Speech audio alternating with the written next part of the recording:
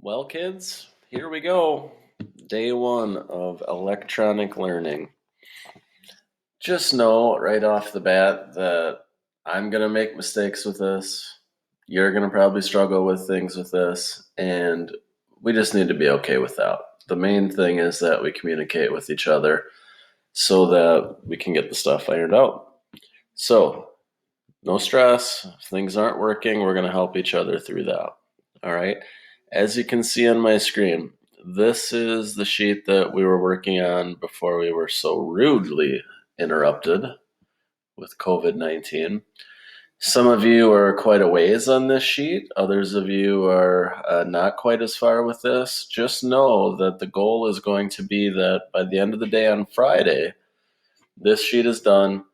I'm probably going to have you, I'll give you directions tomorrow, but I'll probably have you take a screenshot of it.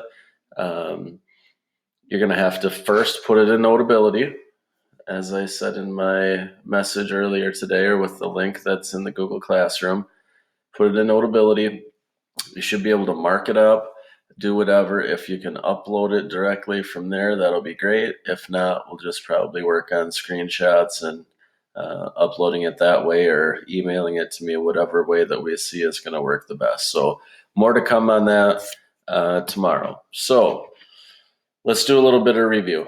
All right. So as you can see on this sheet, 2 questions at the top, the 2 most common gases in the atmosphere, 2 examples of solids in the atmosphere. We did talk about that in class. If you need to refresh yourself on what we talked about there, you can see here in chapter 15 that I also put in Google Classroom the gases in the atmosphere, the most common ones. We've got nitrogen, oxygen, and you can see a bunch of other gases that are traces. So again, jot down those correct answers. Don't forget that these numbers are they're not exact because the amount of water vapor in the air, which is also a gas, depends on the time of year, it depends on the location, those kinds of things. The second question is about solids in the atmosphere. Again, we talked about those while we were in class together here on the same page, 427. You can see several examples of various solids that are in the atmosphere. Keep in mind, right answers would be airplane, bird, those kinds of things. Not what we're looking for here. Although you probably can use those on the worksheet itself. All right. So when we look at the worksheet itself, what we're trying to do is first label the 5 different layers in the atmosphere. They should go in order. Don't forget Earth's surface is down here. So my cursor right here would be like a person standing on the surface of the Earth. So this first layer here is what we live in. Almost everything that we will ever do in our lives occurs in this layer. Maybe some notable exceptions. Maybe if you're a military pilot and you get to fly in a military jet, you may work your way up here into the stratosphere. But even commercial airliners are going to fly down here in the troposphere. All right. So working our way up. Now, there are several places in the book where you're going to be able to find those different layers if you're not sure. Here, each of the layers is discussed. The lower layers, the troposphere is the one that I mentioned, but what we're really looking at are the pictures that we have in this section. So here the layers are labeled. Another thing that you're going to have to do on the worksheet is to, on the lines, you're supposed to put the number of kilometers away from the surface these things are. So again, when you look at this picture, we can see that those numbers are there. Those lines are labeled. There are only 4 lines. There are 4 labels here for the different distances, so don't get confused. Yes, we have 5 layers, but there are only 4 lines that separate those 5 layers. All right, so that is another requirement of the assignment, which you can see down here at the bottom. Label the distance measurements for each layer, kilometers from bottom to top. So that would take care of number 1, label the layer name. That would take care of number 7, label the distance measurements for each. The next thing on the list is tell me what happens to the temperature as you move through the layer. That is really going to be dependent upon which layer that we're talking about. I'm guessing that most of you know that if we go up, up, up, up in our own troposphere here, for instance, if we were to climb a mountain, what happens to the temperature? That's probably right. If you don't know for sure, what we can do is look ahead in the book slightly here. I'm going ahead to right on this page on 431. This red line indicates temperature, and you can see that the temperature is labeled down here at the bottom. Here's 0 Celsius, which is in the neighborhood of 32 for us. All right. You can see the red line at the surface is here, and as we go up, up, up, the red line goes up and to the left as we move upward in the troposphere. So what's happening to the temperature here? We can see that it's moving to the left, which means it's getting colder. So by the time you get to the top of the troposphere, you're looking at negative 40 degrees Celsius. So very cold. If you continue on with that red line, you can see that in the next layer, in the stratosphere, temperature continues to get colder, colder, colder. But then we get the line and it evens out. It goes straight vertically here. What does that tell us? It tells us that for that section of the stratosphere, the temperature actually stays the same if you go up. Once you get to this point where my cursor is, and you keep going up in the stratosphere, the line starts to move back to the right. So what's happening to temperature? It's getting warmer. And so you can see that and how that line continues through each of the layers.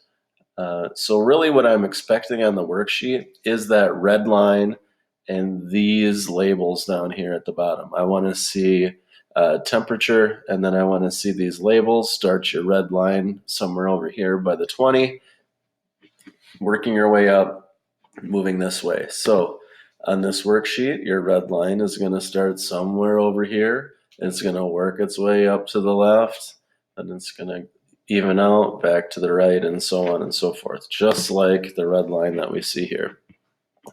These numbers, the kilometers, we don't need them for this particular section because we already have our distances labeled. So all we need are the temperatures labeled, and we need to see that line on there. It doesn't have to be red, it just happens to be red on this one. So when we look here, that would be number 2. Tell me what happens to the temperature as you move through each layer.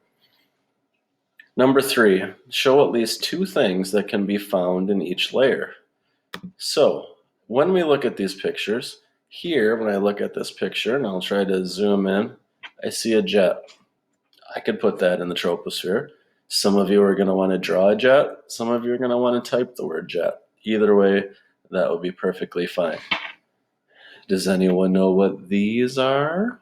Well, if you've ever been lucky enough, especially the further north you go to see the northern lights, that's what those are. And you can see what layer those are located in. The other pictures that we have also give you some clues. Here again, we have jet, space shuttle, not in service anymore, but it would fly in the thermosphere. The meteor trails, satellites are up here. So again, scrolling through the pictures, we can get most of the things that would be found in each layer. However, you're not going to be able to get them all. So you're going to need to do a little Google search. You can type in something like, what are 2 things that can be found in the stratosphere or the thermosphere, or something like that, and then add those again, type them in, draw them, however you'd like to do that.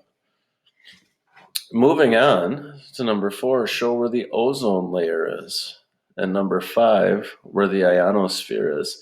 The ozone layer, I'm going to save that for tomorrow. I'm going to talk more about the ozone layer when we get back together. And number 6, I'm also going to talk more about pressure and how we can tell the changes in pressure from one layer to the next. Very briefly, I can touch on number 5, the ionosphere. And again, these are things that have to be added to this sheet, this drawing.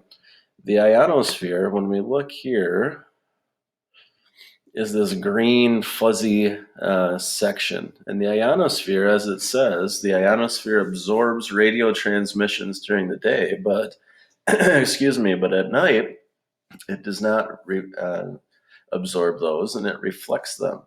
And so if you ask your parents or your grandparents, people that used to listen to AM radio, like baseball games, those kinds of things, at night, we can hear baseball games from all over the country.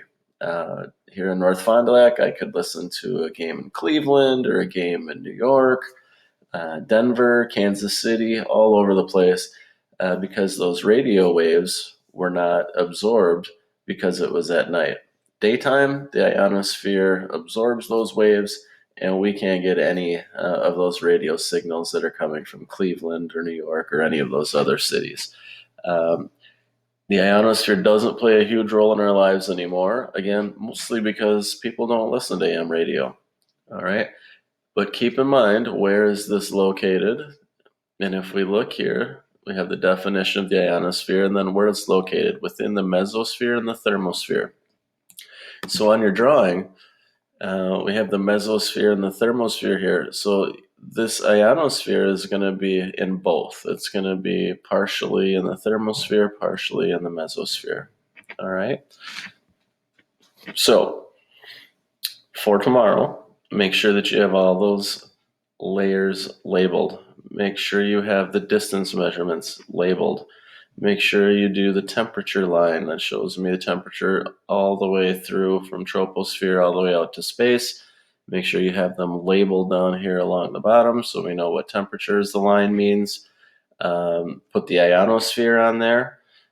And I think that is about it for what I have you do on this page for today. Again, tomorrow will be a little deeper dive into the ozone layer and what we've done to it and what we're doing to fix it and what it does for us, and then about pressure and how that changes from one section to the next. So for tomorrow, try to have those things done. I'm also going to be posting a question that I need you to respond to on Google Classroom tomorrow. It doesn't have to be during the exact time that you normally have science class. Whenever it works out for you throughout the course of your day, answer that question. I am available. I will be sitting by my computer from 8:45 to 9:45. Email me. You can get me through Google Hangouts if you have questions on how to do these things. I will also be sitting right next to my computer from 1 o'clock to 2 o'clock. So there should be no waiting for questions that you have for me during those times. The rest of the time during the day, I will get back to you relatively quickly. I may not be sitting right at my computer, but I have notifications on and those kinds of things. So any questions that you have throughout the day, feel free to email me and I would be happy to help you. All right. So with that, I want you to have a good first day of digital learning and respond to my question. Don't make me come looking for you. All right. By the way, it also helps us with attendance and knowing who's able to get their learning this way. So answer my question, do your stuff on the worksheet that I asked you to, and have a great rest of your day. We will see you again tomorrow. Adios. So long. Bye.